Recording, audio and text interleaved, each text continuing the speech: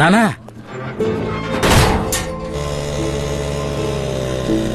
కట్టలేదని బ్యాంకు వాళ్ళు మన ఇల్లు జప్తు చేశారు నాన్న. ఏం చేయాలో తెలియని పరిస్థితుల్లో బాయే మన పాతింటిని మనకు అద్దెకిచ్చారు. రా నాన్న రా రా. చిత్ర చిత్ర పిల్లోడు వచ్చాడు చూడమ్మా. త్వరగా తింటానికి ఏదైనా పెట్టు, నేను ఇప్పుడే వస్తా. నువ్వు వెళ్ళి స్నానం చేయనా, నేను షాప్ దాకా వెళ్ళి వస్తా. నాన్న ఏంటన్నా? అన్న నన్ను కొట్టు తిట్టు ఏమైనా చేయను, కానీ దయచేసి లోపలే పెట్టుకుని కుమిలిపోకు నాన్న.